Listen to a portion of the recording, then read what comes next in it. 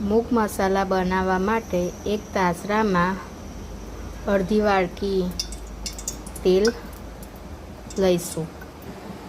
તેલ તપ્યા બાદ half spoon જીરું નાખીશું અને એક લાલ સૂકું મરચું નાખીશું।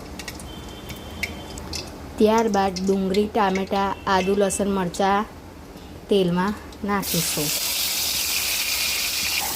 અને તેને આ રીતે સાતળીશું। ડુંગળી, ટામેટાં સતળાયા બાદ તેમાં અડધી ચમચી હળદર, અડધી ચમચી ગરમ મસાલો, 1 ચમચી મરચું,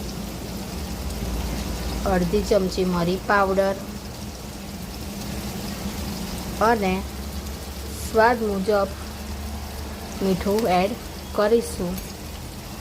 તેને હવે આ રીતે મિક્સ કરીશું।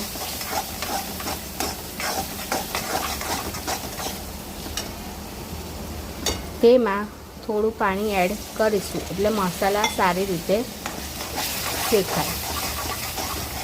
તેમાં 3 થી 4 નંગ કાપેલી કાચી કેરી નાખીશું, તેનાથી મગ ખાટા સારા થશે। બધા મસાલા શેકાયા બાદ તેમાં બાફેલા મગ એડ કરીશું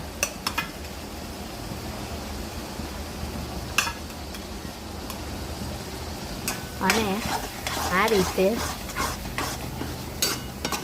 મિક્સ કરીશું।